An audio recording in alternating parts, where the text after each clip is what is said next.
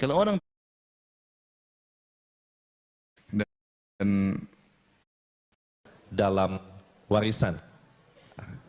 Salam Ustaz, silakan Ustaz, Masya Allah. Dan kami akan langsung persilahkan kepada Al-Ustaz untuk bisa menyampaikan materinya kepada Al-Ustaz. Falyatafaddal masykur.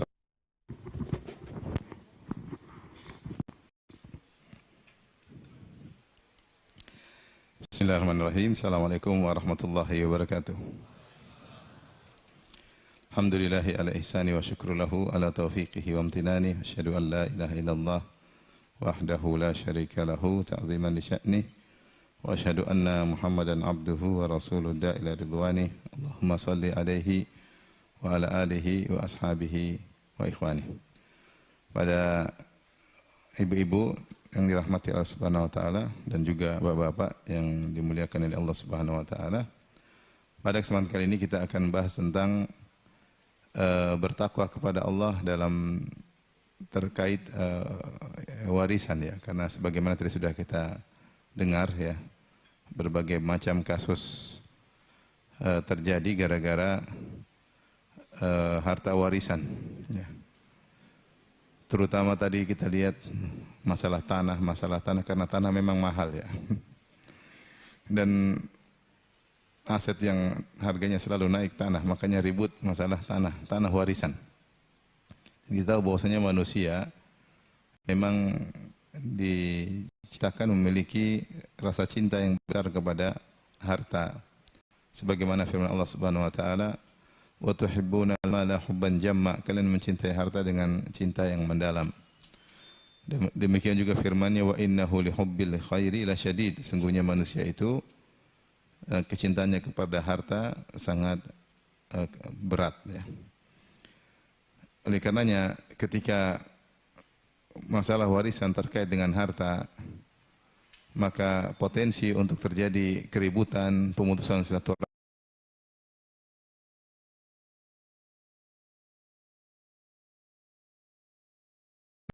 silaturahmi, bahkan sampai pembunuhan itu sangat besar.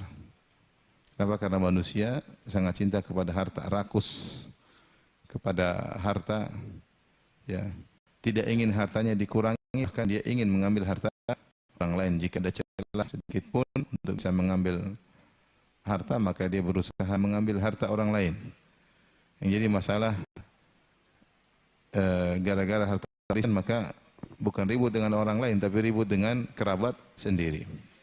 Bahkan kita dengar ribut dengan ayah sendiri, ribut dengan ibu sendiri, ribut dengan kakak sendiri, dengan adik. Sehingga ini dosanya bertumbuk-tumbuk ya.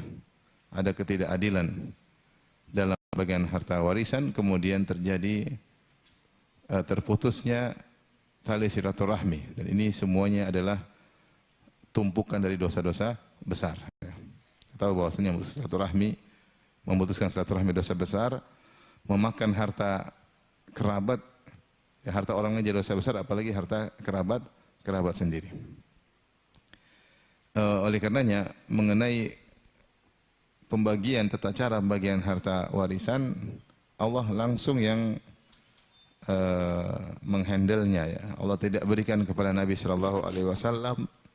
Allah juga tidak berikan kepada Jibril alaihissalam, tetapi Allah sendiri yang menghandle masalah pembagian.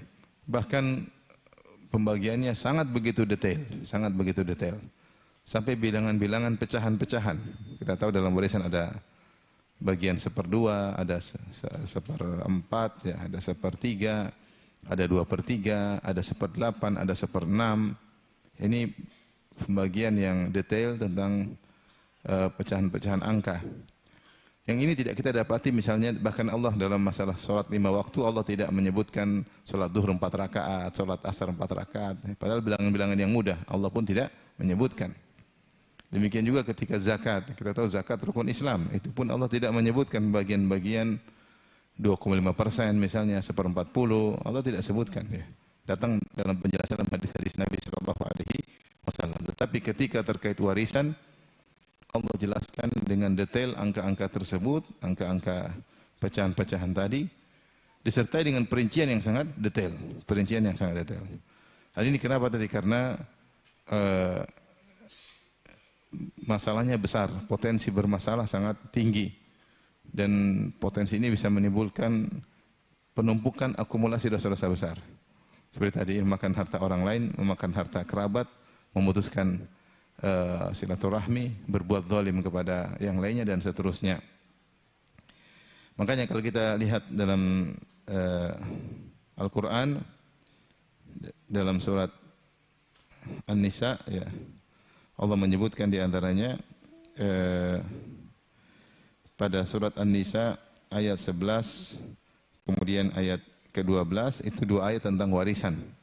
Setelah itu Allah tutup dengan peringatan ayat 13 dan ayat 14 tentang orang yang tunduk kepada aturan warisan dan orang yang tidak tunduk kepada aturan warisan. Misal dalam ayat 11 Allah mengatakan yusikumullahu fi auladikum lidzakari mithlu hadzil unthayain. Allah berwasiat kepada kalian terhadap anak-anak kalian bahwasanya jatah lelaki, anak laki-laki adalah 2 kali lipat dari jatah anak perempuan. Kemudian Allah berfirman, "In kunna nisaan fawqa ithnataini falahunna thulutsa ma tarak." Jika ternyata anak-anak perempuan tersebut jumlahnya 2 atau lebih, maka mereka berserikat dalam 2/3 warisan. Wa in kanat wahidatan, seterusnya perincian. Setelah itu Allah sebutkan lagi pada ayat ke-12, walakum nisfu ma taraka azwajukum illam yakun lahun walad, bagi kalian para suami mendapatkan setengah harta warisan jika istri kalian meninggal selama tidak ada anaknya. Fa in kana lahunna waladun falakum rubu mimma tarak. Tapi kalau istri kalian meninggal ternyata dia punya anak, kalian dapat 1/4, dan seterusnya tentang ayat warisan. Detail Allah sebutkan, jika begini maka begini, jika begini maka begini, jika begini maka begini. Setelah itu Allah berfirman pada ayat 13 yang menjadi perhatian kita. Tilka hududullah. Inilah batasan-batasan Allah Subhanahu wa taala. Ini peraturan-peraturan Allah, maksudnya hudud maksudnya peraturan Allah. Wa may yuti'illaha wa rasulahu yudkhilhu jannatin tajri min tahtihal anhar. Ternyata waris ini ujian. Ketika Allah berikan ujian tentang hukum waris, maka ada 2 kemungkinan manusia. Ada yang menjalankan taat dan ada yang mengingkari dan tidak taat. Maka Allah sebutkan 2 model manusia dan apa balasan bagi mereka. Model yang pertama kata Allah, "Wa may yuti'illaha wa rasulahu yudkhilhu jannatin tajri min tahtihal anharu khalidina fiha." Subhanallah. Pahalanya besar ternyata membagi warisan sesuai hukum Allah. Pahalanya besar. Apa balasannya? Siapa yang taat kepada Allah dan Rasulnya, yaitu dalam menjalankan, menerapkan hukum warisan, yudkhilhu jannat, maka Allah akan masukkan dalam surga-surga tajri min tahtihal anhar, yang mengalir di bawahnya sungai-sungai, khalidina fiha, kekallah mereka di dalam surga-surga tersebut. Wa dzalikal fawzul azim, dan ini adalah kemenangan yang besar, ya, kemenangan yang besar. Artinya kalau seorang berusaha menerapkan hukum warisan, meskipun dia tahu ternyata bagian dia sedikit, maka dia komitmen. Tidak apa-apa dia nggak dapat bagian sedikit. Misalnya seorang wanita, oh ternyata bagian saya cuma segini, ya. Sedikit misalnya. Ya. Misalnya seorang wanita, mereka kakak beradik, laki-laki 2, perempuan 10 misalnya. Wah, yang laki-laki dapatnya banyak banget ya. Terus dia ternyata dapatnya cuma apa? Sedikit ya. Padahal dia punya saudara laki-laki masih kecil-kecil, masih ingusan-ingusan. Sementara dia sudah berkeluarga, qadarullah suaminya miskin. Maka keinginan untuk mengambil bagian besar tinggi, apalagi diprovokasi sama suaminya. Udahlah, adikmu masih kecil, enggak perlu dia. Nanti kita yang ngurusin dia, sudah tinggal sama kita aja. Akhirnya dia pingin, ya, namanya manusia. Lemah di hadapan harta. Dan ini benar, manusia depan harta itu lemah hatinya. Saya enggak berbicara tentang orang awam, bahkan orang udah ngaji, udah masalah duit, tutup mata. Ya, masalah duit, mau nyogok, mau korupsi, jalan. Ya. Dan ini bukti besar yang sudah kita lihat di depan mata. Oleh karenanya, ketika dia menghadapi kondisi seperti ini, kemudian dia mengatakan, tidak, saya ingin sesuai dengan hukum Allah. Meskipun dia cuma dapat sedikit. Dia tidak mendolimi adik laki-lakinya yang masih kecil.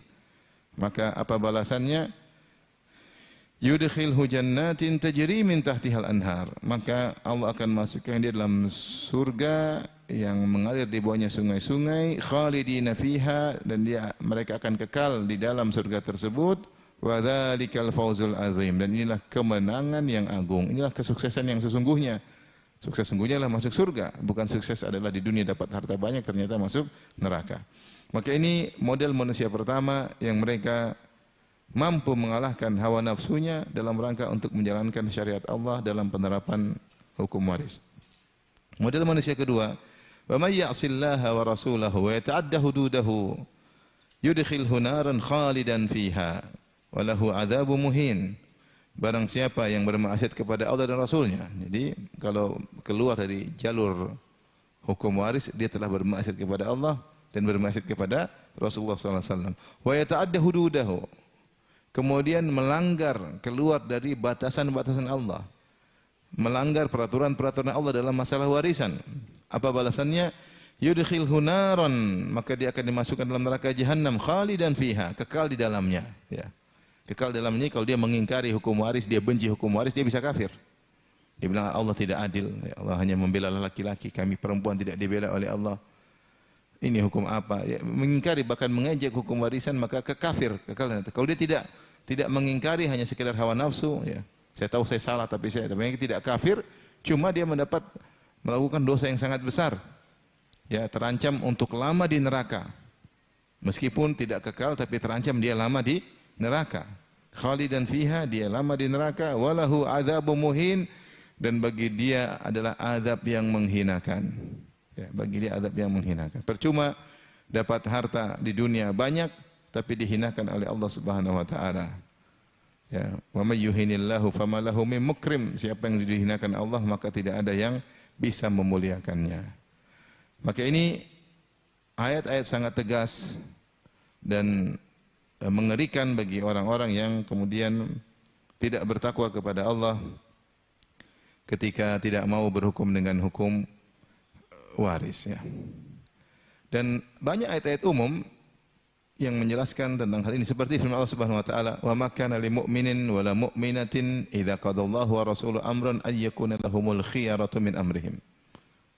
Barang siapa yang tidak pantas bagi seorang laki mukmin atau wanita mukminah jika Allah dan Rasulnya sudah menetapkan suatu aturan kemudian dia punya pilihan yang lain, enggak pantas. Ini bukan sifat orang mukmin maupun wanita mukminah. Innama kana qaulal mu'minina idza du'u ila Allahi wa rasulihi liyahkum bainahum ay yaqulu sami'na wa ata'na wa ulaika humul muflihun. Sungguhnya perkataan orang mukmin itu jika diseru untuk berhukum dengan hukum Allah dan Rasulnya, maka mereka berkata sami'na wa ata'na. Ini hukum Allah, ini hukum Rasulullah, sami'na wa ata'na. Mereka itulah orang yang beruntung. Ya. Sebaliknya yang tidak mau berhukum, wa man lam yahkum bima anzalallah fa ulaika humul kafirun. Siapa yang tidak berhukum dengan hukum Allah, maka mereka itulah orang-orang kafir. Dalam ayat yang lain, man lam yahkum bima anzalallah fa ulaika humul fasiqun. Siapa yang tidak berhukum dengan hukum Allah, maka mereka adalah orang fasik.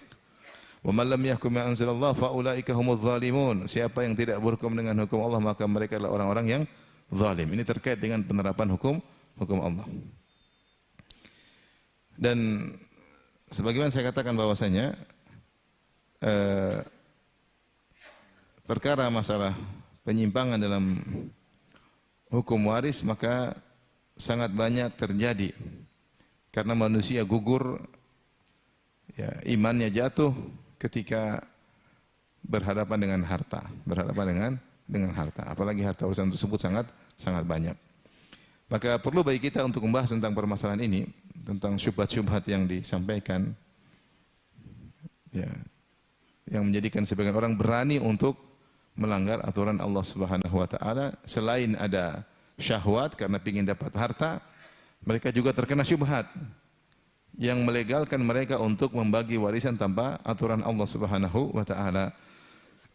Baik, jadi kita sebutkan di awal pengajian kita pertama tentang urgensi kenapa kita bahas masalah ini.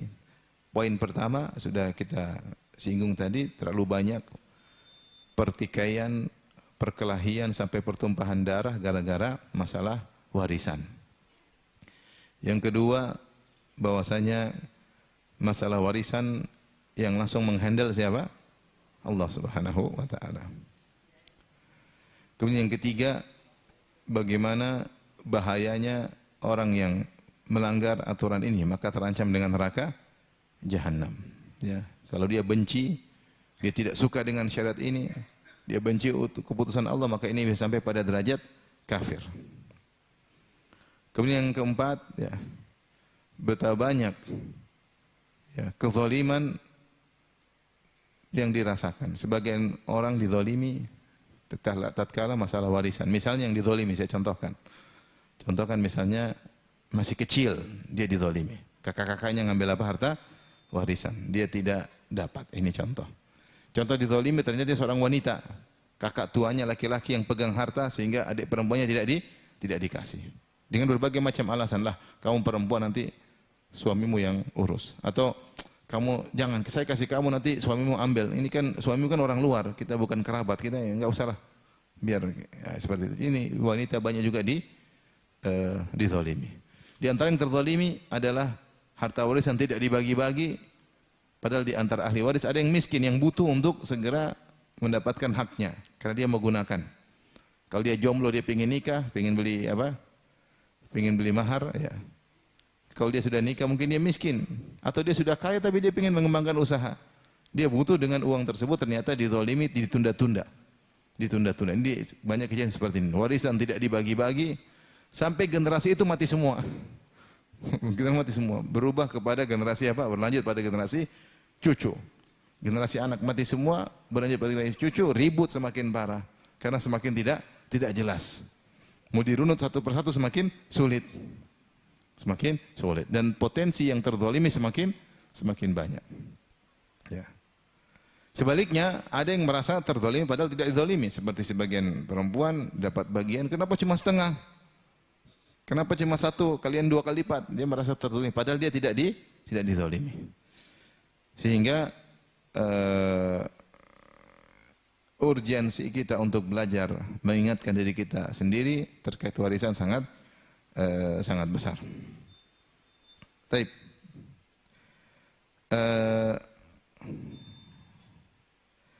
Ikhwan dan akhwat yang dirahmati oleh Allah Subhanahu wa taala, warisan menunjukkan, mengingatkan kepada kita bahwasanya harta yang kita miliki atau harta yang ada di alam semesta ini adalah milik Allah Subhanahu wa taala. Kalau ada harta sampai kepada kita, maka itu hanyalah titipan. Ya. Seperti Allah sebutkan dalam Al-Qur'an, ya. Dalam surat An-Nur, ya. Bahwasanya tatkala para budak ingin melakukan mukatabah, ini masalah budak yang ingin memerdekakan dirinya dengan menebus dirinya sendiri kepada majikannya, Allah mengatakan wa atuhum mimma lillahi alladhi atakum. Dalam surat An-Nur kata Allah Subhanahu wa taala, berikanlah kepada mereka dari harta Allah yang Allah berikan kepada kalian. Berikanlah kepada mereka dari harta Allah yang Allah berikan kepada kalian. Jadi harta yang kalian miliki ini harta Allah Subhanahu wa taala. Cuma Allah berikan kepada kalian untuk kalian diberi amanah mengelola harta tersebut. Jadi harta kita adalah milik Allah. Makanya kalau kita terkena musibah kita bilang apa? Inna lillahi wa inna ilaihi rajiun. Kita ini milik Allah. Jangankan harta kita sendiri adalah milik Allah dan kita akan kembali kepada Allah. Dalam ayat yang lain, wa anfiqu mimma ja'alakum mustakhlafina fih. Dan berinfaklah dari harta yang Allah jadikan harta tersebut mustakhlafina fih. Kalian silih berganti mengelola harta tersebut. Contoh harta misalnya uang 1 miliar. Tadinya milik mbah kita. Mbah kita kemudian meninggal, waris kepada bapak kita. Kalau masih ada, waris lagi kepada kita. Jadi kan pemiliknya bergonta-ganti. Kalau tidak, maka mungkin mbah kita beli rumah dari orang. Maka 1 miliar tadi pindah ke orang lain, mbah kita punya apa? Rumah. Jadi harta itu berpindah-pindah. Kata Allah, mimma ja'alakum mustakhlafina fi. Allah jadikan kalian bergonta-gantian memiliki harta tersebut. Yang memiliki harta sungguhnya adalah siapa? Allah Subhanahu wa taala. Makanya ketika Nabi SAW sedang berjalan tiba-tiba datang seorang Arab Badui, kemudian menghentikan jalan Nabi dengan mengambil memegang rida Nabi, selendang Nabi sehingga nampak warna merah di leher Nabi sallallahu alaihi wasallam. Maka orang Arab ini berkata, "Ya Muhammad, a'tini mimma lillahi alladhi ataku." Mimma lillahi alladhi atak. Wahai Muhammad, berikanlah kepadaku dari harta Allah yang Allah berikan kepadamu. Itu harta yang kau punya, bukan milikmu. Dia bilang begitu. Itu harta milik siapa? Allah bagi. Apakah Nabi menyalahkan Arab Badui tadi? Tidak. Benar perkataan Arab Badui tersebut adalah benar. Bahwasanya harta milik Allah. Maka di antara bukti harta adalah milik Allah, ketika seorang meninggal dunia, pembagiannya yang atur adalah siapa? Allah. Jadi kita hanya menjalankan harta, mengelola harta sesuai dengan peraturan sang pemilik yang sungguhnya.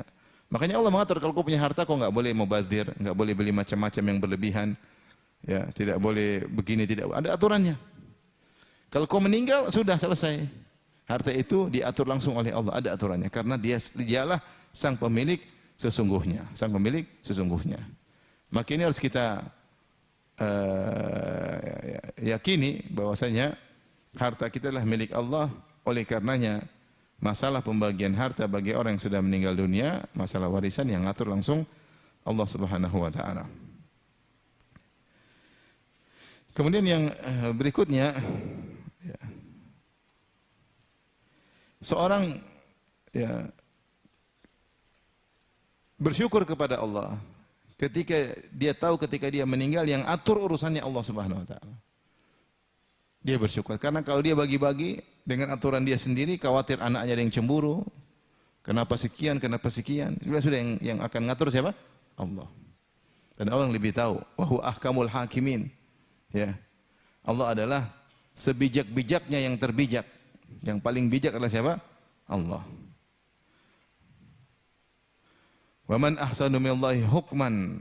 Ya, dan siapakah yang hukum yang terbaik? Yang terbaik adalah Allah Subhanahu wa taala. Wa huwa arhamur rahimin. Allah adalah yang paling rahmat sayang kepada hamba-hambanya. Oleh karena seharusnya seorang bahagia, ternyata aturan warisan sudah diturunkan oleh Allah Subhanahu wa taala. Sudah saya urus, selesai ngurus siapa? Allah Subhanahu wa taala. Demikian juga ahli waris harusnya senang ketika yang mengatur adalah Allah Subhanahu wa taala. Harusnya dia tahu bahwasanya ini yang mengatur adalah yang maha bijak. Tuhannya yang menciptakan alam semesta, menciptakan seluruh manusia, dia lebih tahu tentang apa yang terbaik. Kalau seandainya warisan diserahkan kepada akal manusia, maka akan terjadi pertikaian. Ya. Tidak ada aturan baku, maka yang satu begini, satu merasa dizalimi, satu menzalimi, dan seterusnya.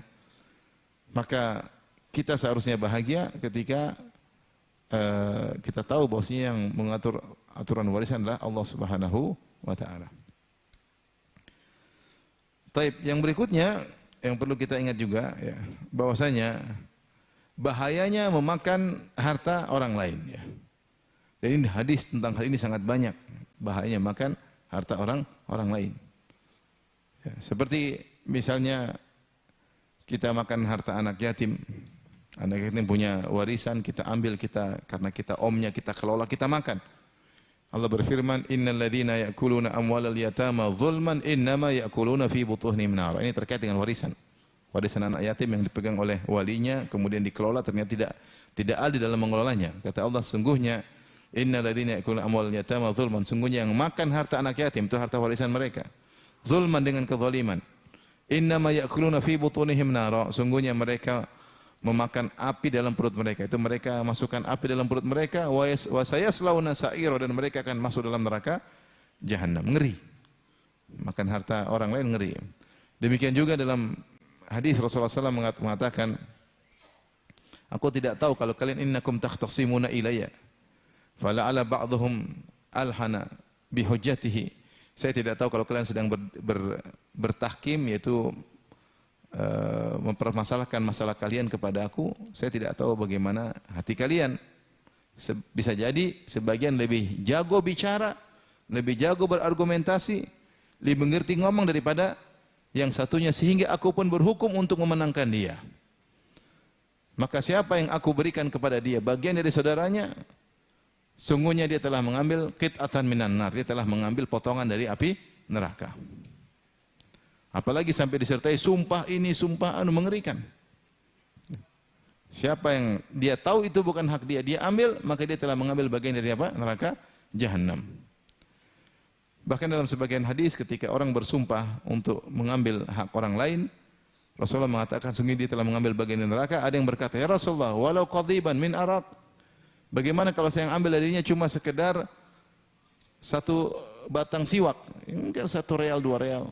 Kata Rasulullah SAW, walau qadhiban min arak, meskipun cuma satu batang kayu siwak yang harganya 1 real 2 real 5 real kalau zaman sekarang. Sedikit. Ya, cuma 10.000, 5.000. Ya. Bagaimana kalau dia ngambil harta yang banyak? Dia makan harta adiknya, dia makan harta kakaknya. Ya. Dia bagi dengan keinginannya, dia ambil hartanya, dia kelola hartanya, keuntungannya buat dia. Tanpa izin ahli waris yang lain. Ya, ini semua model-model memakan harta orang lain tanpa hak. Ya. Bayangkan ketika Nabi SAW mengutus Mu'adz bin Jabal radhiyallahu anhu ke negeri Yaman untuk mengambil zakat. Bukan untuk Mu'adz, tapi untuk negara. Untuk negara.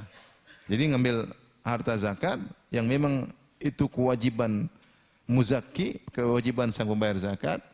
Dan itu harta bukan buat Mu'adz bin Jabal, tapi untuk Islam dan kaum muslimin. Tapi kalau dia salah ngambil, ya, maka berbahaya. Kata Nabi SAW kepada Mu'adz, ya, wa iyyaka wa karaima amwalihim. Hati-hatilah engkau Mu'adz, kalau kau ambil zakat, jangan kau ambil yang terbaik, misalnya zakat kambing, jangan kau ambil kambing yang paling bagus. Zakat onta, orang bayar onta, jangan kau ambil onta yang paling bagus, ambil yang sedang-sedang aja. Ini padahal mereka harus bayar onta, harus bayar apa? Kambing, harus bayar sapi, kata Rasulullah, wa iyyaka wa karaima amwalihim. Hati-hati jangan sampai kau mengambil harta yang terbaik.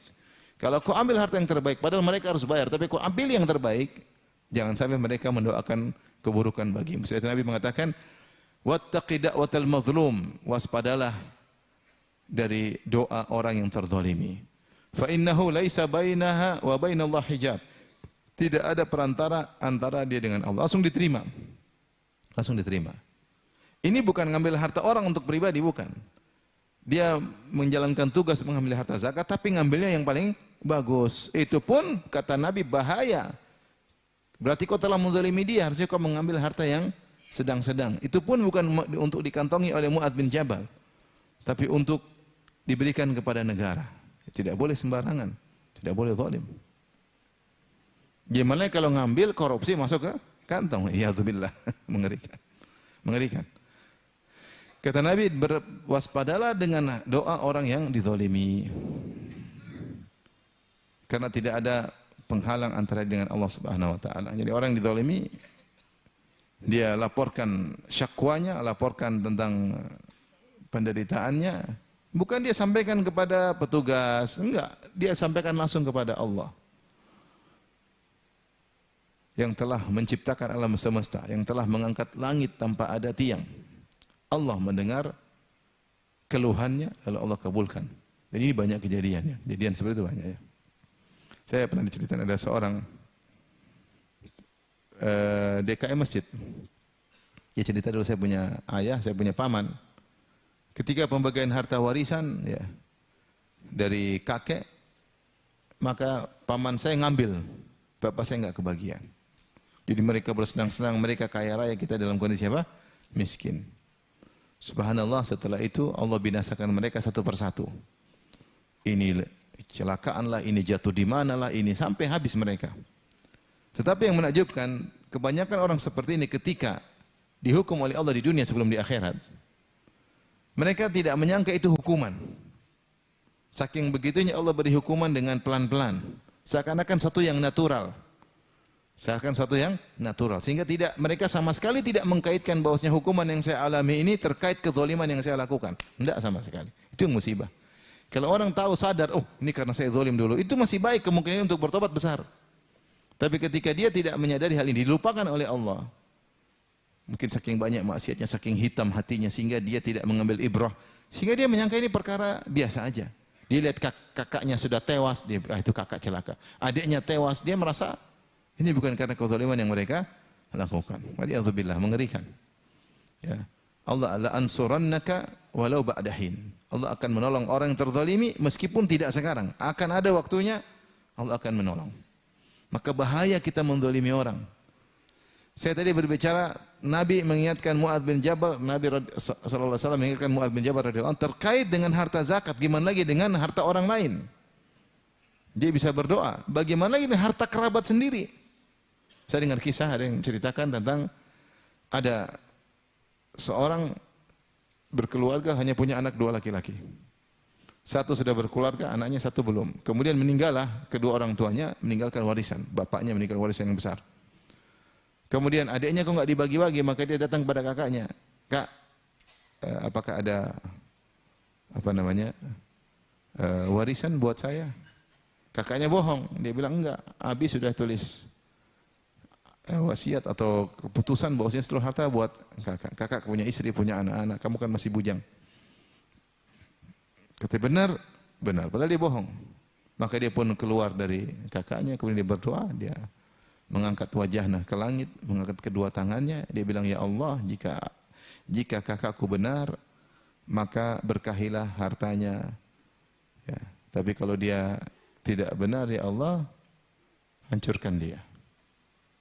Subhanallah, akhirnya kakaknya mati, gara-gara masalah gas, kalau nggak salah dia mati, istrinya mati, anaknya semua mati. Semua harta pindah ke dia. Ngeri kalau masalah doa. Orang dizalimi dia berdoa, mungkin dia miskin nggak bisa apa-apa, tapi dia bisa ngangkat tangan. Kalaupun tangannya tidak ada, dia bisa melihat ke langit, minta kepada Allah Subhanahu wa taala. Dia bersandar kepada Rabbul Alamin. Ente boleh bersandar kepada pejabat, kepada jenderal bintang 7, boleh. Tapi dia yang miskin tidak bisa apa-apa, dia bisa bersandar kepada Allah Subhanahu wa taala. Waliyadzubillah. Waliyadzubillah ya. Yang sadar ada juga, ya. Dia mengambil harta warisan dari adik-adik perempuannya, dia ambil. Akhirnya dari adik perempuan ada yang paling kecil, doain. Ya doanya mirip-mirip, ya Allah kalau benar ya, kalau celakakan dia. Akhirnya tiba-tiba beberapa hari dia sakit, ternyata kanker. Allah kasih kanker seketika. Stadium sekian-sekian. Akhirnya dia sadar. Maka dia panggil adik-adik perempuannya, dia kasih kembalikan, saya salah. Ini alhamdulillah. Adiknya tadi berdoa lagi agar dia sembuh, akhirnya juga apa? Sembuh. Tapi siapa yang sadar akan hal tersebut? Saya bilang masalahnya banyak yang tidak sadar, sudah menzalimi, sudah melakukan ini dan itu, namun tidak sadar. Ya, jadi bahaya. Taib. Apa yang harus dilakukan? Kita tahu dalam pembagian harta warisan, kalau ada mayat meninggal dunia, ya, maka pertama kita harus bayar apa? Hutangnya, ya. Tentunya ada uang untuk urusan penyelenggaraan jenazah, ya. Mungkin beli kain kafannya dan yang terus kita harus bayar juga dulu apa? Bayar hutangnya. Kemudian kalau ada wasiat maka kita tunaikan paling maksimal sepertiga dari harta waris, baru kemudian kita bagi apa? Warisan. Ya, ini juga hal yang penting, jangan sampai kita rakus dengan harta warisan, tidak lihat lagi hutang bapak, tidak lagi lihat wasiat bapak, langsung ambil langsung bagi-bagi. Ini juga tidak boleh. Berarti kita telah makan hak orang lain. Ini terkait dengan memakan hak orang lain. Bapak punya utang, ya utang dulu dibayar. Kalau habis, ya sudah, berarti nggak ada warisan. Terkadang sudah habis, utangnya belum selesai. Ya, kita enggak perlu menanggung utang bapak, enggak. Kalau memang harta bapak sudah habis, selesai. Ya, enggak boleh kita mengambil hak orang lain, kita bagi warisan padahal ada utang bapak yang belum diselesaikan. Ya, karena warisan tidak boleh kecuali dibagi setelah hutang semuanya dibayar. Baik, ibu yang dirahmati Allah Subhanahu wa taala, ikhwan yang dirahmati oleh Allah Subhanahu wa taala, maka ini semua mengingatkan kepada kita kalau dalam masalah warisan kita berusaha untuk menjalankan sesuai dengan perintah Allah agar kita masuk surga. Salah satu ibadah yang agung adalah kita tunduk kepada perintah Allah dalam masalah pembagian warisan. Antara dosa yang paling besar adalah kita membangkang perintah Allah dalam masalah pembagian warisan. Taib, ikhwan dan akhwat yang dirahmati Allah Subhanahu wa taala. Kita akan sebutkan di antara syubhat-syubhat yang tersebar ya, terkait dengan penolakan hukum waris. Yang pertama adalah syubhat yang disampaikan oleh orang-orang liberal. Sampai sekarang mereka menyerukannya, mereka menuntut agar Al-Quran dirubah hukumnya. Mereka mengatakan bahwasanya hukum yang berlaku di zaman Nabi SAW hanyalah relevan di zaman tersebut. Tidak bisa relevan lagi di zaman sekarang. Kata mereka bahwasanya hukum Islam harus cocok untuk seluruh zaman dan seluruh tempat. Cocoknya itu caranya gimana? Dengan dirubah-rubah. Dengan dirubah-rubah. Kalau kita umat Islam tidak demikian. Islam sudah sempurna. Dan Rasulullah adalah Rasul yang terakhir. Maka hukum dia adalah hukum yang paling sempurna. Hukum dia memansuhkan hukum Nabi-Nabi sebelumnya. Dan syariat ini harus berlaku sampai hari kiamat. Kalau syariat harus dirubah, maka akan harus ada Nabi yang baru. Orang liberal membalikkan perkara. Seperti dalam buku Islam Liberal, dalam buku Fikih Lintas Agama, ya. Mereka selalu membahas masalah hukum waris dan hukum-hukum yang lainnya. Kata mereka hukum harus dirubah dengan hukum yang baru yang relevan dengan zaman sekarang. Kata mereka begini di antara dalilnya. Di antara dalilnya. Kata mereka, lihatlah nabi-nabi sebelumnya. Nabi-nabi sebelumnya kalau ada nabi, kemudian datang nabi baru, berubah lagi hukumnya sesuai dengan kaum yang ada. Ada nabi yang lain, hukumnya berubah lagi sesuai dengan kaum yang ada. Maka Muhammad pun demikian. Muhammad SAW sesuai dengan kaumnya, ada kaum baru, rubah lagi. Ini orang yang awam langsung dengar, benar juga ya. Berarti hukum harus apa? Dirubah-rubah. Kita bilang kondisinya berbeda. Nabi-nabi sebelumnya diutus kepada kaumnya. Sehingga Allah utuskan, turunkan hukum yang sepadan, yang relevan dengan kaum tersebut. Kata Nabi SAW ketika menyebut tentang kelebihan beliau, kata Nabi, "U'titu khamsan lam yu'tahunna ahadun minal anbiya'i qabli." Aku diberikan 5 perkara yang nabi-nabi sebelumnya tidak diberikan. Tidak diberikan kepada seorang pun kepada nabi-nabi sebelumnya. Di antaranya kata Nabi SAW, "Wa kana al-anbiya'u qabli bu'itha ila qaumihim kafah wa bu'itha ila qaumihim khassah wa bu'ithtu ila nasi kafah." Adapun nabi-nabi sebelumnya mereka diutus kepada kaumnya khusus. Aku diutus kepada seluruh umat apa? Manusia. Dan nabi terakhir wala nabi ba'di. Tidak ada nabi setelahku, berarti keistimewaan nabi di antaranya hukumnya berlaku untuk seluruh umat manusia dan umat jin. Yang kedua, hukumnya berlaku sampai hari apa? Kiamat. Nabi-nabi sebelumnya tidak. Mereka diutus kepada kaumnya. Kemudian kalau mereka datang nabi yang baru bisa berubah karena kaumnya berbeda atau kondisi berbeda karena mereka bukan nabi terakhir. Makanya Nabi Musa alaihissalam tidak diutus kepada kaum Nabi Khadir. Ketika Nabi Musa diberitahu oleh Allah ada nabi yang lain yang punya ilmu, Nabi Musa pun cari Nabi Khadir. Cari, akhirnya ketemu. Maka Nabi Musa berkata, "Assalamualaikum." Nabi Khadir kaget, kok ada orang mengucapkan salam? An-Nabi ardi salam, kok ada di negeriku ada ucapan salam? Siapa engkau? Kata Musa, saya Musa. Nabi Khadir tahu, kata Nabi Musa, Musa Bani Israel, kau Musanya Bani Israel? Kata dia benar. Maksudnya bukan Musa Bekasi, bukan Musa Mampang, Musa enggak. Ya. Musa Bani Israel? Iya. Berarti memang Nabi Musa tidak diutus kepada Nabi apa? Nabi Khadir. Makanya Nabi Khadir punya syariat tersendiri. Dan kaumnya juga punya syariat mengikuti Nabi Khadir. Makanya ketika Nabi Khadir naik sama Nabi Musa naik kapal, kaumnya mengatakan gratis karena mereka kenal siapa Nabi Khadir. Enggak mau dibayar. Enggak mau dibayar. Ketika Nabi Musa, Nabi Khadir turun dari kapal tersebut, Nabi Khadir malah merusak apa? Kapal. Nabi Musa heran, "Loh, kok kamu begini?" Ya. Kenapa? Karena Nabi Khadir dia nabi kepada kaum yang lain dan Nabi Musa kaum kepada yang lain. Makanya Nabi Khadir berkata, "Ya Musa, inni la ala ilmin 'allamani Allah la ta'lamuhu anta wa anta ala ilmin 'allamaka Allah la a'lamuhu ana."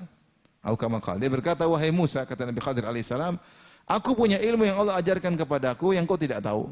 Dan kau punya ilmu yang Allah ajarkan kepadamu dan aku tidak tahu." Oleh karenanya nabi-nabi sebelumnya memang hukumnya tidak kepada seluruh umat manusia dan juga tidak berlanjut sampai hari apa? kiamat. Wajar. Maka kemudian direvisi atau bahkan dihentikan, ada hukum yang baru. Hukum-hukum berlaku Nabi Nuh sudah tidak berlaku lagi. Umatnya sudah, misalnya sudah ini, ganti Nabi yang lain ya. Maka tidak boleh berdalil dengan itu, sebagaimana kebiasaan Allah, kata mereka orang liberal, kalau Nabi baru, hukum baru. Ya. Nabi baru, hukum baru. Kaum baru, hukum baru. Nah sama, Muhammad meninggal, ada kaum baru seperti kita di tanah air Indonesia, tahun 2000 sekian. Ya, jangan disamakan dengan hukum Arab Badui di zaman Nabi Muhammad SAW. Sehingga mereka mengatakan hukum harus dirubah. Ini syubhat luar biasa. Sehingga mereka namakan dengan Islam progresif. Ya, kalau itu. Jangan Islam kaku. Ini untuk ngejek sebenarnya. Itu Islam di buku fikih semua Islam kaku, Islam jumud. Kita menawarkan Islam yang baru namanya Islam progresif yang berubah sesuai dengan perkembangan zaman, situasi dan kondisi. Ini namanya meninggalkan syariat Islam ikut hawa nafsu. Tapi mereka, di antara mereka ada yang berkata, sudah, yang penting kita buka Al-Quran, kita lihat apa ide pokoknya nih. Ide pokok Al-Quran itu apa? Ya persamaan, keadilan, ya sudah. Hukum yang berlaku itu, yang tertera secara detail, tidak bisa kita gunakan lagi. Sekarang kita berijtihad untuk bikin hukum baru yang relevan dengan zaman sekarang. Sehingga mereka harus banyak hukum di otak-atik. Sehingga mereka mengatakan contohnya misalnya bukan cuma lelaki yang bisa mencerai, wanita juga bisa mencerai. Dan itu bahaya kalau wanita bisa mencerai. Suaminya bisa dicerai sehari 3 kali. Apalagi kalau lagi haid. Aduh, repot. Seperti itu. Aturan poligami harus dihapus. Waduh, repot begini. Enak ya. Terus mereka mengatakan bahwasanya kalau lelaki dicerai juga harus ada masa iddah. Masa menunggu ya. Tidak boleh kawin lagi. Dia harus menunggu sampai 120 hari. Ya, apa yang mau ditunggu? Kalau perempuan masa iddah jelas mungkin ada ini, butuh kebersihan rahimnya dan yang lainnya. Lelaki apa menunggu masa iddah? Masa iddahnya lama lagi, 120 hari. Sama seperti masa iddah wanita yang ditinggal mati suaminya. Ngeri. Jadi bikin hukum-hukum baru. Di antaranya hukum warisan. Laki-laki sama perempuan apa? Sama. Ini salah satu syubhat mereka. Syubhat yang lain dihembuskan oleh mereka. Mereka berkata bahwasanya syariat yang tentang warisan yang ditetapkan oleh Islam di zaman Nabi SAW itu hanyalah salah satu dari mata rantai belum final. Karena sebelum Nabi diutus terjadi kezaliman besar-besaran kepada para wanita. Wanita tidak dikasih waris sedikit pun, wanita dizalimi, hartanya diambil. Sehingga ketika itu terjadi kezaliman besar-besaran kepada wanita, maka untuk menghilangkan itu Allah bikin suatu hukum batu loncatan. Jadi belum final, maka Allah bikin batu loncatan yaitu sementara wanita itu laki-laki 2 kali apa? Perempuan. Sementara. Nah, sekarang final sama. Subhanallah. Gila itu orang apa liberal. Padahal Allah telah mengatakan hukum Allah telah sempurna. Al-yauma akmaltu lakum dinakum. Al-yauma akmaltu lakum dinakum. Sekarang ini telah aku sempurnakan agama bagi kalian. Wa akmaltu alaikum ni'mati, dan aku telah sempurnakan nikmatku bagi kalian. Wa ridha lakum al-islami din, dan aku telah ridha Islam sebagai agama bagi kalian. Mau saya ini syubhat. Syubhat berikutnya kata mereka, kalau kita terapkan hukum Islam untuk era modern sekarang ini, maka wanita terzalimi. Sekarang zaman sudah berubah. Wanita kerja, wanita di kantor sama laki-laki. Kemudian harusnya sama, jangan dibedakan. Sama ya. Iya, sama-sama perempuan laki-laki sama kan sama. Ya, sama-sama main tinju, sama-sama dan seterusnya. Oleh karenanya harus dibagi secara rata. Ini semua syubhat yang semakin mendukung orang-orang untuk menolak hukum Islam. Di Aloe Fresh, barangnya lengkap. Semua kebutuhan ada. Aloe Fresh. Nivea Men Vitamin Scrub dengan 100 kali vitamin C. Lawan noda hitam, lindungi dengan Men Cream. Buktikan sekarang.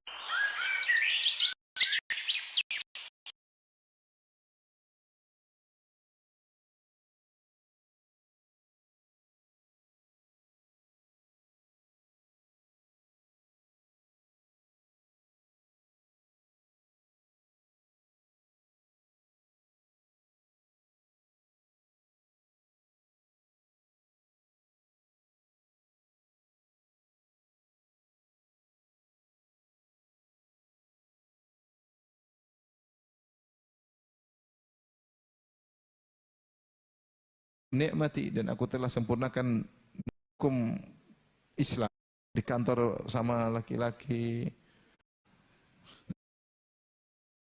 Di Aloe Fresh, barangnya lengkap.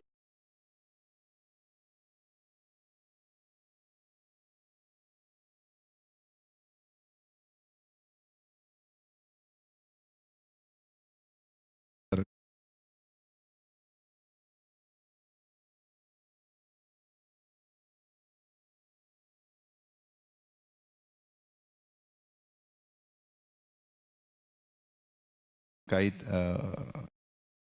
warisan ya, karena sebagaimana tadi sudah kita ternyata kita makan harta adalah salah satu dari mata rantai belum final. Karena sebelum Nabi diutus terjadi kezaliman besar-besaran kepada para wanita. Wanita tidak dikasih waris sedikit pun, wanita dizalimi, harta-hartanya diambil.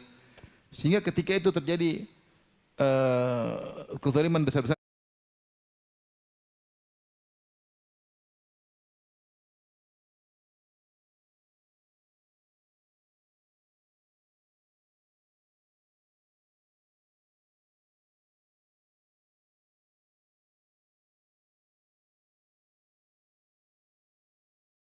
kepada wanita, maka untuk menghilangkan itu Allah bikin suatu hukum apa namanya, batu loncatan. Jadi belum final, maka Allah bikin batu loncatan, yaitu sementara wanita itu laki-laki 2 kali apa? Perempuan. Sementara. Nah, sekarang final sama, paham? Subhanallah. Gila itu orang apa liberal. Padahal Allah telah mengatakan hukum Allah telah sempurna. Al-yauma akmaltu lakum dinakum. Al-yauma akmaltu lakum dinakum. Sekarang ini telah aku sempurnakan agama bagi kalian. Wa akmaltu alaikum ni'mati, dan aku telah sempurnakan nikmatku bagi kalian. Wa ridha lakum al-islami dina, dan aku telah ridha Islam sebagai agama bagi kalian. Mau saya, ini syubhat. Syubhat berikutnya kata mereka, kalau kita terapkan hukum Islam untuk era modern sekarang ini, maka wanita terzalimi. Sekarang zaman sudah berubah. Wanita kerja, wanita di kantor sama laki-laki. Kemudian harusnya sama, jangan dibedakan. Sama ya. Iya, sama-sama perempuan laki-laki sama kan sama. Ya, sama-sama main tinju, sama-sama dan seterusnya. Oleh karenanya harus dibagi secara rata. Ini semua syubhat yang semakin mendukung orang-orang untuk menolak hukum Islam. Makanya di antara hukum yang selalu digembar-gemborkan oleh orang barat untuk membuat kaum muslimin ragu tentang Islam, 2 masalah. Pertama masalah hukum waris, kedua masalah poligami. Kelihatannya sepele, tapi kalau mereka berhasil membuat kaum muslimin ragu tentang hukum ini, maka mereka kaum muslimin akan mudah menolak hukum-hukum yang lain. Maka di antara perjuangan para ulama membela 2 masalah ini, bukan masalah sepele. Karena ini dijadikan bahan oleh orang-orang kafir agar kaum muslimin ragu dengan salah satu dari 2 hukum ini. Kalau satu saja sudah mereka ragu, maka keyakinan mereka Allah Maha Adil, Allah Maha Kasih Sayang sudah goyang. Kalau sudah goyang bisa kafir. Kalau begitu dia akan menolak seluruh hukum-hukum yang lain. Maka para ulama memperjuangkan pertahankan 2 hukum ini. Maka pembahasan poligami mereka bahas dengan detail dengan berbagai macam sisi untuk jelas bahwasanya syariat Allah. Demikian mereka juga bahas tentang masalah warisan, tentang dari berbagai macam sisi untuk menjelaskan bahwasanya hukum waris adalah hukum yang sangat adil. Baik. Allah Subhanahu wa taala ya, ketika menjelaskan warisan, Allah mengingatkan bahwasanya kalian tidak tahu, seperti perhatikan dalam surat An-Nisa ayat 11 tadi kalau enggak salah. Ayat 11 ya. Saya bacakan firman-Nya ya. Di awal ayat Allah mengatakan yusikumullahu fi auladikum lidzakari mithlu hadzal unthayain. Allah telah mewariskan kepada kalian untuk warisan anak kalian laki-laki 2 kali lipat dari wanita. Lidzakari mithlu hadzal unthayain. Laki-laki 2 kali lipat daripada wanita. Fa in kunna nisaan fawqa thnataini falahunna thulutsa ma tarak. Kalau ternyata anak-anak perempuan 2 atau lebih, maka dia mendapatkan 2/3. Wa in kanat wahidatan falaha nisf. Kalau ternyata dia punya anak perempuan sendiri 1, dia dapat apa? Setengah. Wali abawi likulli wahid minhum as-sudusu mimma taraka in kana lahu walad. Kedua orang tua, ayah dan ibu masing-masing dapat 1/6. Lihat ya, masing-masing dapat 1/6 kalau mereka punya anak. Bapak 1/6, ibu 1/6 kalau punya anak. Fa illam yakul lahu waladun wa warithahu abawahu fali ummihi thuluth. Kalau ternyata mereka tidak, sang yang meninggal tidak punya anak, maka dan dua orang tuanya masih ada, maka ibunya dapat apa? 1/3. Fa in kana lahu ikhwatun fali ummihi sudus. Kalau ternyata dia punya saudara-saudara, ya. Punya saudara, ya, maka ibunya dapat 1/6. Allah atur kayak begini, dapat 1/6 sama-sama, dapat 1/3, dapat 1/6, pun sebenarnya. Min ba'di wasiyatin yusi biha audain. Setelah wasiat dilaksanakan, setelah bayar hutang, baru dibagi. Setelah berfirman di akhir ayat. Aba'ukum wa abna'ukum la tadruna ayyuhum aqrabu lakum naf'a. Bapak kalian atau anak kalian tidak tahu mana yang lebih bermanfaat bagi kalian. Fariidatan minallah, ini adalah kewajiban dari Allah. Innallaha kana aliman hakima. Sungguhnya Allah yang lebih mengetahui, dia maha berilmu, hakim, dan dia maha bijak. Allah ingatkan. Kalian membagi warisan, kalian tidak tahu. Allah lebih tahu mana yang bermanfaat, dia bermanfaat seperti apa. Ayah kita kepada kita atau anak kita kepada kita. Manfaat di dunia, demikian juga manfaat di akhirat. Kita menyangka anak ini bermanfaat, ternyata belum tentu. Allah yang lebih tahu. Makanya Allah mengingatkan, karena kalian tidak tahu. Aba'ukum wa abna'ukum la tadruna ayyuhum aqrabu lakum naf'a. Kalian tidak tahu bapak kalian yang mana, anak-anak kalian yang mana yang lebih bermanfaat bagi kalian di dunia maupun di akhirat. Kalian tidak tahu. Fariidatan minallah. Ada kisah menarik ya. Seorang Arab dari Kuwait. Intinya dia menikah, kemudian dia punya anak 10 orang. Sampai disebutkan dia sampai bikin semacam klip ya, dia cerita tentang kisahnya. Jadi dia nikah, istri pertama punya anak 10. Kemudian istri pertamanya meninggal dunia. Kemudian usia dia sudah 80 tahun. Orang Arab umur panjang-panjang ya. Usia 80 tahun. Akhirnya dia mau menikah lagi. Dan laki-laki masih masih punya hasrat ingin nikah lagi. Istrinya sudah meninggal. Anak-anak yang 10 tidak mau. Jangan Abi, jangan nikah. Padahal bagi orang Arab biasa menikah 80 tahun lebih daripada biasa. Tapi anak-anaknya melarang. Ternyata mereka ini tidak mau kalau ayah nikah lagi, nanti harta warisannya terbagi kepada anak-anak dari istri yang baru. Tujuannya begitu, enggak mau. Jangan Abi, jangan Abi. Tapi ayahnya ngayal, mau kawin lagi ngapain lah anak. Kawinlah dia. Kawinlah istri keduanya. Istri keduanya ternyata punya anak lagi 10. Subhanallah. Dia umur meninggal lebih dari 100 tahun. Anaknya lagi berapa? 10. Ternyata sebelum dia meninggal, 10 anak pertama meninggal semua dari istri pertama. Allah yang lebih tahu. Mereka ingin memonopoli harta warisan, ternyata semua mereka tidak dapat. Ternyata semua berpindah kepada anak-anak yang berikutnya. Coba kalau dia tidak nikah, hidup tanpa istri, tanpa anak, ya enggak? Makanya aba'ukum wa abna'ukum la tadruna ayyuhum aqrabu lakum naf'a. Kalian tidak tahu mana yang bermanfaat. Udah ikut aja aturan Allah, kalian enggak ngerti. Ini masalah gaib. Innallaha kana aliman hakima. Allah Maha berilmu, Allah Maha bijak. Selesai. Serahkan sama, lebih tahu. Allah lebih tahu. Ini kisah nyata. Saya diceritakan oleh Syekh Abdul Razak hafizahullah taala ya, tentang seorang dari Kuwait. Tapi intinya kita serahkan kepada karena Allah yang lebih tahu. Taib. Kita sekarang jelaskan khusus tentang masalah wanita. Ya. Ada buku bagus judulnya Tafnidus Syubahati Haula Mirathil Mar'ati fil Islam. Buku tipis cuma 60 halaman. Ya, sekali ini bisa selesai ya. Tahu bahasa Arab dulu ya. Sekali baca selesai, cuma belajar bahasa Arabnya 5 tahun. Jadi baca buku ini 5 tahun setengah jam. Makanya belajar bahasa Arab ya. Baik. Di antara bantahan para ulama ya tentang syubhat bahwasanya wanita kok cuma dapat 1, lelaki dapat 2 bagian. Perhatikan, pertama dalam ayat tadi, ayat surat An-Nisa 11. Allah berfirman, "Yusikumullahu fi auladikum lidzakari mithlu hadzil unthayain." Bagi anak laki-laki dapat 2 kali lipat anak perempuan. Jadi perhatikan sini, Allah membangun warisan anak laki-laki dibangun di atas warisan anak perempuan. Allah mengatakan warisan anak laki-laki 2 kali lipat warisan anak perempuan. Allah tidak mengatakan warisan anak perempuan setengah anak laki-laki. Saya ulangi, Allah tidak mengatakan warisan anak perempuan setengah anak apa? Laki-laki. Tapi Allah mengatakan warisan anak laki-laki 2 kali lipat dari warisan anak perempuan. Oleh karenanya ini menunjukkan warisan anak laki-laki dibangun di atas mengetahui berapa warisan anak perempuan. Kalau ada orang datang kepada hakim, Pak Hakim, anak laki-laki, berapa warisan saya? Maka hakim bertanya, warisan adik perempuan berapa? Kan gampang. Tunjukkan kepada saya dulu warisan adik perempuanmu, kakak perempuanmu. Kalau tahu ya kamu 2 kali lipat. Jadi warisan terhadap anak laki-laki dibangun di atas warisan terhadap anak perempuan. Paham? Ini berarti perhatian terhadap apa? Wanita. Paham? Yang kedua, ketika laki-laki tahu bahwasanya warisan dia adalah 2 kali lipat dari warisan adik perempuannya, maka dia ingin warisan anak perempuan disempurnakan, ya enggak? Karena kalau kurang dia juga kurang.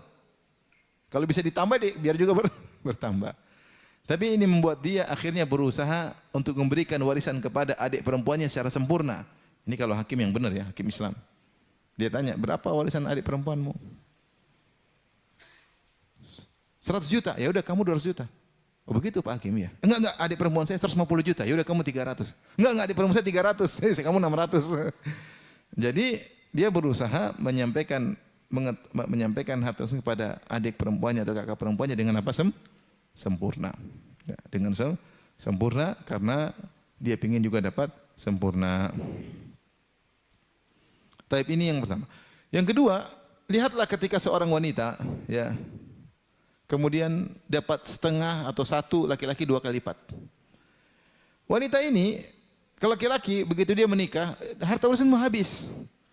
Dia bayar mahar kepada istrinya. Dia beli rumah untuk apa? Istrinya. Dia beri nafkahi kepada anak istri. Wah, harta warisnya bisa habis. Karena harta warisan tersebut disiapkan bukan cuma untuk dirinya, tapi untuk anak istrinya. Jadi wajar jika dia 2 kali lipat. Wanita ya,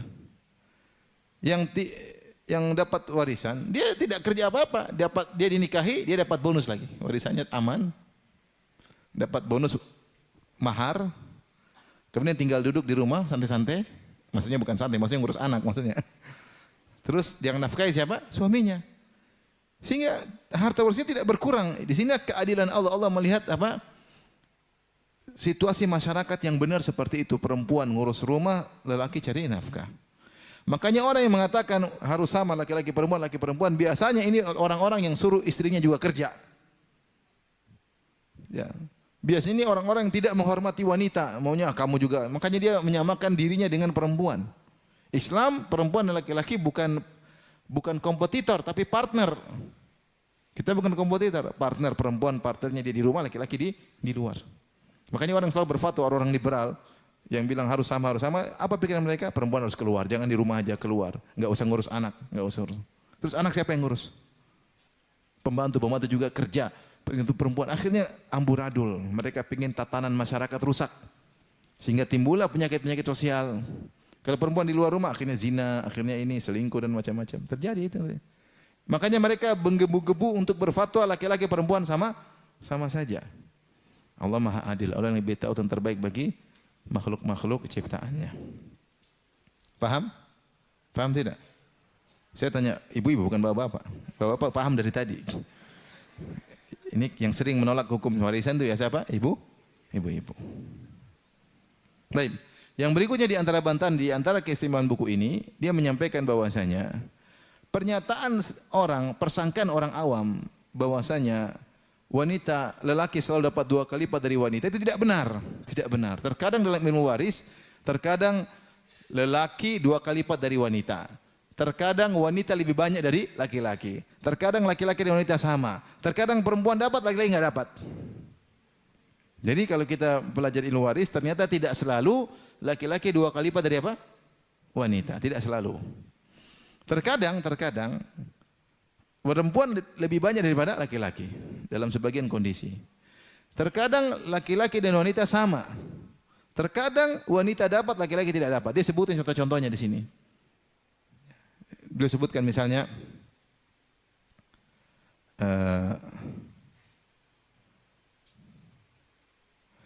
Wanita mendapatkan setengah dari bagian lelaki dalam 5 kondisi disebutkan. Dalam masalah warisan 5 kondisi, 5 keadaan. Begini. Dalam kondisi ini maka lelaki 2 kali lipat dari apa? Wanita. Seperti tadi misalnya orang meninggalkan laki-laki anak perempuan dua-duanya ada. Maka laki-laki 2 kali lipat dari apa? Wanita. Ini contoh. Dia sebutkan 5 kondisi. Yang saya sebutkan juga repot ini masalah warisan ya. Terkadang kondisi wanita dan laki-laki sama. Wanita dan laki-laki sama. Ini sudah kita sebutkan di antaranya dalam surat An-Nisa ayat 11 ya. Seperti firman Allah Subhanahu wa taala, "Wa li abawahi likulli minhumas sudus mimma taraka in kana lahu walad." Ayah dan ibu sama-sama dapat 1/6, paham? Jika ternyata yang meninggal punya anak. Ini contoh, ayah dan ibu, laki-laki perempuan dapatnya sama persis. Sama-sama 1/6. Ya. Dan ini ada yang zima laki-laki dan perempuan sama, ada 5 kondisi. Ada 5 kondisi. Dia sebutkan contoh-contohnya. Ini dalam ilmu waris. Salah satu tadi saya sebutkan. Jadi laki-laki 2 kali lipat, 5 kondisi. Laki-laki dan perempuan sama juga 5 kondisi. Kemudian selanjutnya, kondisi-kondisi di mana wanita lebih banyak daripada lelaki. Wanita lebih banyak daripada lelaki. Dan ini ada kalau tidak salah 9 kondisi. Ada 10 kondisi. Ada 10 kondisi. Disebutkan contoh-contohnya. Ya.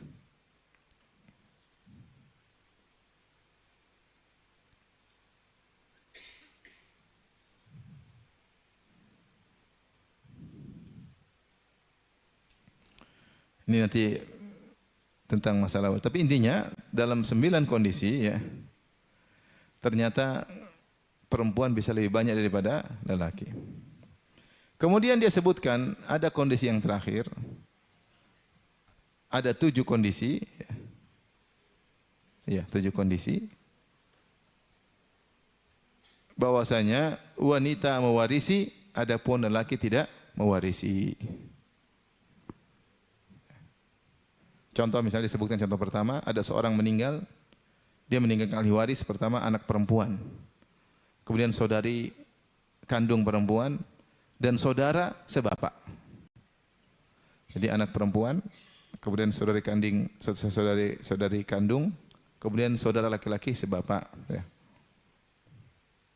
Maka bagaimana pembagiannya? Bagi anak perempuan setengah, kemudian bagi saudari perempuan sisanya itu setengah, saudara laki-laki sebapak tidak dapat. Ini contoh. Di sini ada yang di mana wanita dapat, lelaki tidak dapat, ada 5 kondisi. Maka pernyataan bahwasanya pasti lelaki 2 kali lipat daripada wanita tidak benar.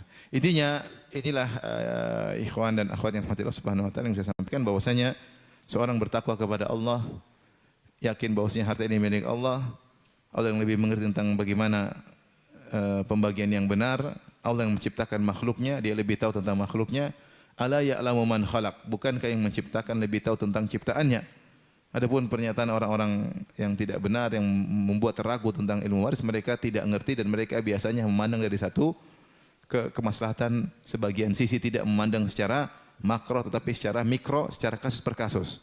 Adapun Allah Subhanahu wa taala ketika menurunkan hukum, maka dia memandang secara makro dari segala sisi, dari segala sisi. Contoh misalnya poligami. Kalau poligami mungkin orang mandang wanita ini pandangan orang, wanita istri pertama dizalimi, pandangan dia begitu. Padahal kalau lihat dari sisi makro banyak hal maslahat yang bisa didapatkan. Tapi bukan sini pembahasannya, nanti ibu-ibu malah marah-marah ya. Tapi intinya ini 2 hukum yang harus diperjuangkan, bahwasanya hukum ini benar-benar dari Allah dan sama-sama mukjizat, baik warisan maupun ta'addudiyah zaujiyah. Maka kita serahkan semuanya kepada Allah Subhanahu wa taala. Wallahu taala alam bisawab. Di akhir